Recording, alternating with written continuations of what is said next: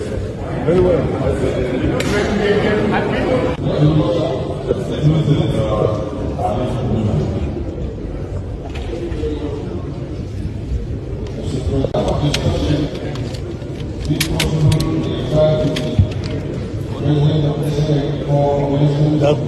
As the chair of the local content committee, I am glad to throw some light on it. I would like to say this, that when I resumed as chair, I have the bank statement here. It's an account under the name Senate Committee on Local Content, and the account is with Sterling Bank, and the account number is 00662082009. And when I resumed as chair of the committee, the account balance was zero. And then gradually, at the time I handed over to the next chairman, the account had 13,649,335 naira and 4 kobo. And I will say this, the first month after my resumption, the clerk of the committee, whose name is well listed there, probably the lady who is behind this petition, Mrs. Edith Aja, she approached me in January and said, oh, the first month's payment has gotten in. And I was like, what do you mean by that? She told me that every month, every committee in the National Assembly receives 950,000 naira as running or operational costs. And so I said, okay, what is the money supposed to be used for? She said, it's for logistics, mail dispatches, refreshments for meetings that we have, and all that. I said, okay, so if 950,000 naira has hit the account, we are yet to call for any meeting, so I think leave that money there, or is there a problem? She said, yes, the trend or the norm is that if there is no event or happenstance that utilizes the money, we are supposed to share the money. I said, how do you mean? She said, the money is usually shared. I, as a chairperson, I will take a part of it. I will give some to my deputy, and the rest of the money will be shared amongst the staff of the local content committee. And I was like, did you say that is what happens? She said, yes, that is what my predecessor did, and that is what happens in all the committees in the National Assembly. I said, well, you know what? That money, if it's meant to service the operations of the committee, it's not meant to enrich my pockets. It's not meant to enrich the pockets of the staff. I would not want to collect this so-called impress. So I would advise that you keep that money in the account, and we build the money, we use it for whatever it's needed. If we have to buy office equipment, print stationaries, then we use that money. And I promise this, and the bank statement is here.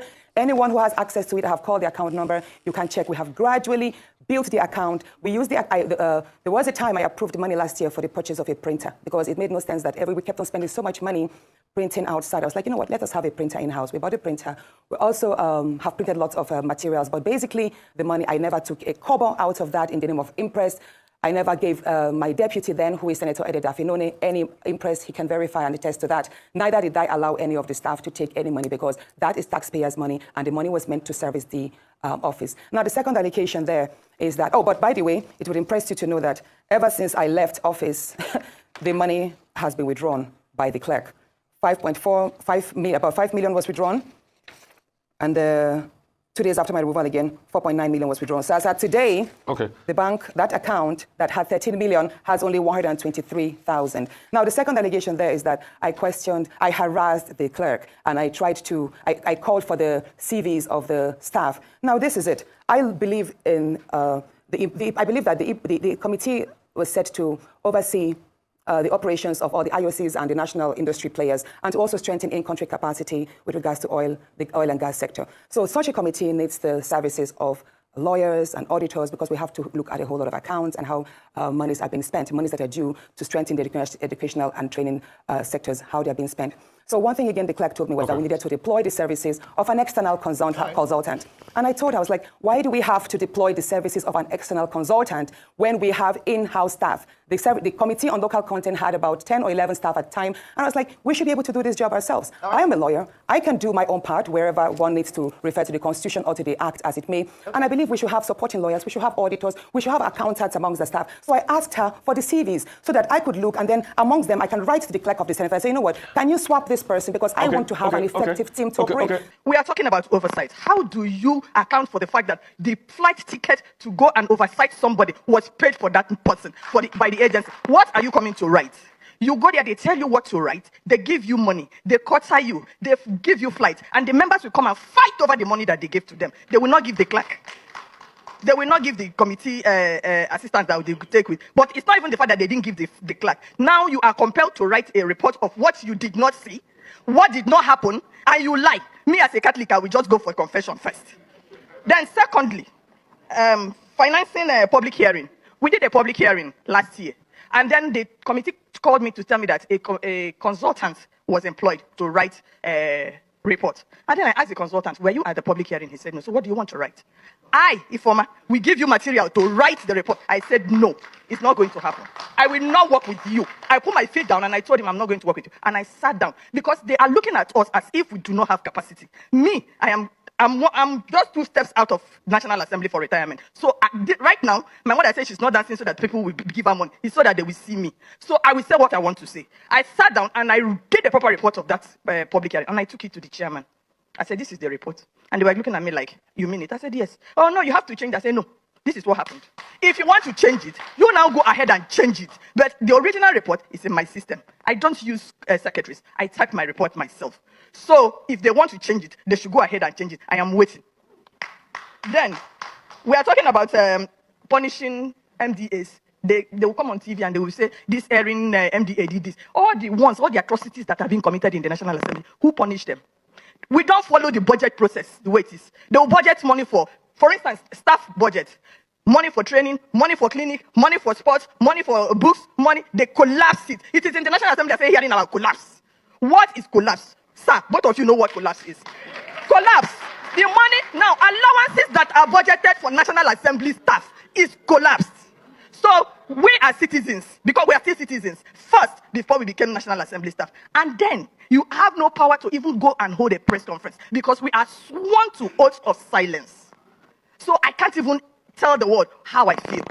Allowances that we are constitutionally, even, I put it in the constitution this time, statutory allocation to the National Assembly staff, they collapsed it till now. Some people have retired. It takes over a year, 2 years for them to pay the National Assembly staff their retirement benefit before you start talking of pension. Go and see them. They look like scarecrows. Our former colleagues call us, direct us to beg for money for fuel. They are coming to the National Assembly. You see them standing at the junction into the National Assembly. They can't afford to fuel their cars. So apart from what the Constitution says, themselves, who is looking at the one they are collapsing and chopping? They chop their own, they chop our own. Why am I mad? I am mad because we talk, we don't do. I am mad because nobody listens. Our legislators are not here. We are talking to ourselves. Now we don't have the power to do nothing of all the things we talk about. 2 things. 1, why is it that governors are decamping to APC? 2, is silence in the face of impunity, is it a sign of strength?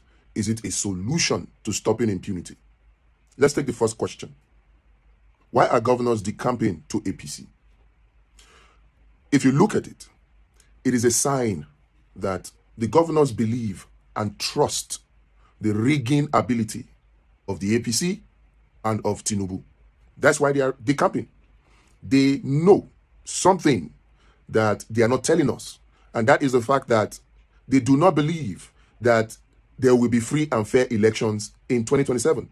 They know that no matter what they do as governors, if Tinubu successfully rigs, the people's vote will not matter. And so the best way to preserve themselves would be to decamp to APC so they can get Tinubu's rigging protection. That's the reason why they are decamping. Now, to the second question, is silence in the face of impunity a sign of strength? It is not. It is a sign of weakness. Silence in the face of impunity begets more impunity. And know this, impunity is one of the critical elements of rigging an election. Impunity. Impunity begets more impunity, and more impunity begets voter apathy, which provides the enabling ground for massive rigging and results manipulation. So should Peter Obi be quiet in the face of impunity, in the face of apparent forthcoming rigging in the 2027 elections?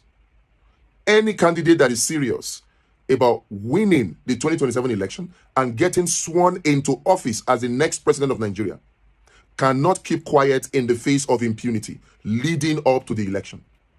Nigerians must realize, and indeed, presidential candidates like Peter Obi must realize that there are two types of rigging. There is election day rigging. There is pre-election day rigging. In fact, add a third one, post-election day rigging. There are pre-election rigging activities already set in motion by Tinubu, by the APC. And impunity is one of them. So, if silence in the face of impunity begets more impunity, Peter Obi cannot afford to be silent in the face of the impunity that is demonstrated by the Edo State governor, his aides, the APC chairman, his commissioner. Peter Obi cannot afford to be silent. Many people have said it. Actions need to be taken. Although the preponderance of opinion seem to be in support or focused on the fact that a governor has immunity. Yes, from criminal prosecution. The governor does not have immunity from investigation. He does not have immunity from even civil lawsuits against him. He doesn't have. Immunity only covers criminal prosecution. Now, a lot of people have focused on this immunity thing to make it look as if there is nothing that can be done against the governor. Silence against Akpabio, Monday Akpabio, the governor of Edo State, is giving in to impunity. Silence against the governor of Edo State, that is second in line, in fact third in line to the governor of Benue and even the APC publicity secretary. Silence in the face of their impunity is throwing your hands in the air to say we accept the rigging of 2027. Silence begets more impunity. And if impunity is one of the critical ingredients of rigging, how can we allow it to go unanswered? The impression that has been created is that Peter Obi has no option. He has to play it calm. Even when we say sue, many are saying, okay, don't sue. He's a gentleman. This is not the time to be a gentleman, please. There are 5 options available to Peter Obi.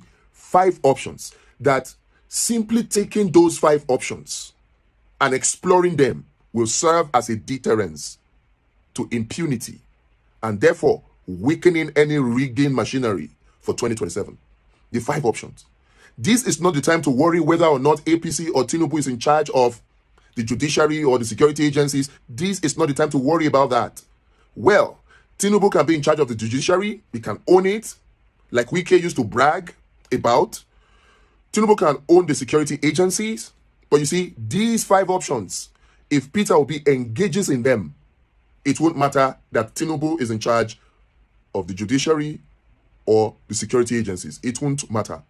What are the 5 options?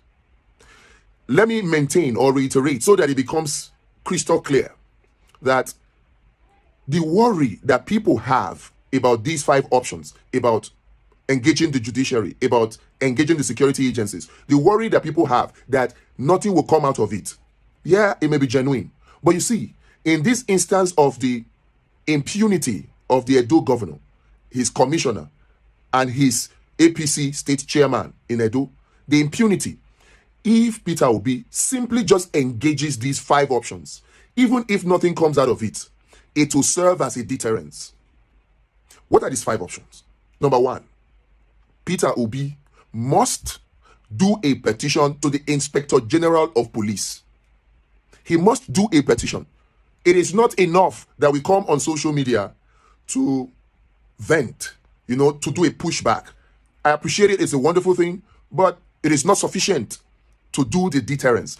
Because if we understand the aim of the impunity, we will know and see that simply coming on social media to do a pushback is insufficient. What is the aim? Before we come back to the options, the aim is to strike fear. It is a psychological warfare that the APC, that the Tinubu rigging machine, quote and unquote, have set in motion. It's a psychological warfare to strike fear into the hearts of Nigerians, to make it appear as though the APC or Tinubu and his boys have a monopoly of violence. And why is this important? They understand if people perceive that the elections of 2027 will be violent, they will simply not come out in the election. And that gives birth to voter apathy, which is also another very massive ingredient for rigging an election.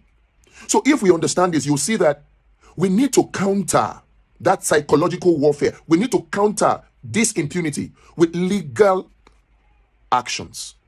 When I say legal actions, not necessarily lawsuit, actions that are backed by law. And number one of it is Peter Obi must write a petition to the IGP, Inspector General of Police, to the Nigerian police. He must write it. This is not about whether or not the IGP will do something or not do anything. It is very likely, as we have seen now, the IGP, the police, DSS, security agencies have been silent.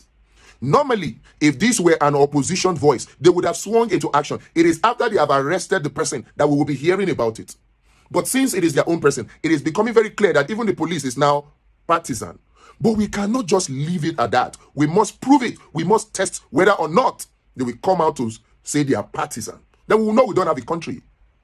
So simply writing a petition to the Inspector General of Police on this matter is a win. It is a deterrence. That's number one. Peter Obi, number two, must do a petition to the Code of Conduct Bureau and Tribunal. What the governor did, what the Edo APC chairman did, what the commissioner did, they are gross violations of the Constitution of Nigeria, and they are also gross violation of the Code of Conduct for public officers in Nigeria. And so, if Peter Obi lets this slide, yes, the Code of Conduct Tribunal is not a Father Christmas. They can't give what is not before it.